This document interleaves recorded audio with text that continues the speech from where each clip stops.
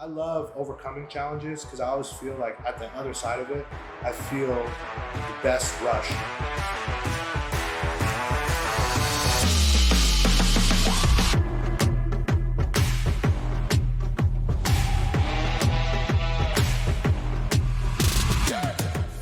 Zahitsa Hawk. I'm an IFBB Pro men's physique competitor. I'm 24 years old. I'm also a personal trainer here at Fit Athletic in San Diego.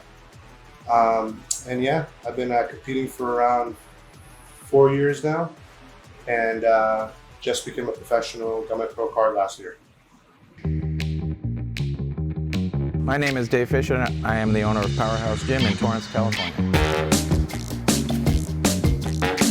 So I've done about 25 shows, half of them being pro shows. I started off when I was about 15 years old, and I was consistent right off the bat. I guess some of the discipline and dedication that I took from sports, I brought into bodybuilding.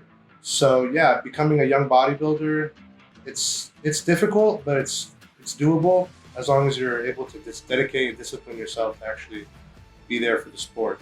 It's a freak sport. It's a cult. Bodybuilding is silly looking. People look at it and go, look at that muscle. Now, that's not the way I feel about it, but that's the way most people, they look at it and go, oh, that's gross. And I get it. We look different. So I'm men's physique. So men's physique in comparison to, like, for example, what Arnold Schwarzenegger would have done, which what majority of people know as bodybuilding, is that men's physique, we don't get judged in a Speedo, we get judged in board shorts. And it started off as more of a male model type of thing, where they wanted physiques that were the kind of physique you want to see on the beach on a guy. You know, a guy that's very lean, proportionate, almost athletic looking. Over the years, it's definitely transcended from there, and it's become definitely a bit bigger. So now, if you can look at it as more like a fitness model, where they're pretty jacked, you can tell they don't just go to the beach and hang out and just look good. They actually dedicate their life to bodybuilding, but they're not as big as guys that are in like Arnold Schwarzenegger.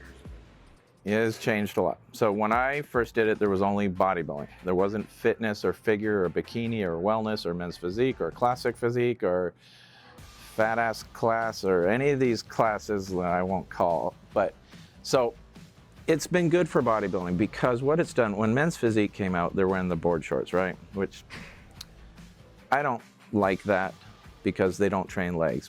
When you're a competitive bodybuilder, the discipline it takes to get through the mental fatigue and physical fatigue of being on a competition prep to get to those low body fats that I was talking about, it's crazy and it's a lot, especially because majority of bodybuilders are not just bodybuilders. They're also trainers.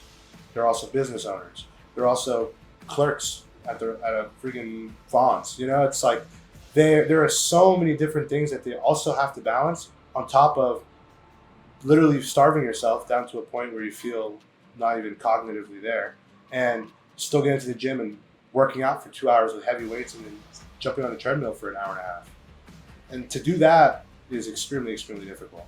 If you get into the drug side of it, which I think you're pushing towards, yes, that's a part of the sport. I'm not going to deny it. I'm a professional bodybuilder, of course. There's no way around it.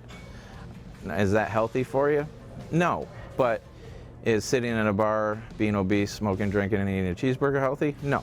But does anyone say anything about that? No. But they point a finger at me. I think it's definitely becoming more accepted. And I actually don't think it's a bad thing. I think it's a good thing because it allows people to have platforms to search for, to educate themselves on at least the most proper or healthiest way to do it if they're going to. Or know how to reach out to doctors and clinicians to talk about health, talk about the preventative things they could do if they're going to go that route too. Obviously, I don't think it's good that it's being encouraged either, because I feel like when things get normalized, they also accidentally become encouraged sometimes in some ways. Any sport that involves muscle, strength, speed, there's drugs involved. Like they say the Olympics, you know, when they catch somebody on steroids, they're like, oh, look at that. Well, everyone's on them. The Olympics isn't drug-free. It's drug-tested. It's not drug-free. And athletes, we all know that. The public might think, oh, that guy cheated. No, that guy got caught. You don't win gold medals being natural in anything. I love overcoming challenges because I always feel like at the other side of it, I feel the best rush I've ever felt. You know, like, and especially when you push yourself really hard, you go through a whole bunch of crap, and then on the other end of it, you end up winning, your show. You end up winning your competition, and you know that everything you just did was worth it. It's like a different kind of feeling that you don't really get from anything else. Gold medals are worth everything. Nobody knows who got the bronze. You don't get put on a Wheaties box when you get bronze, only when you get gold. And a gold medal is worth millions.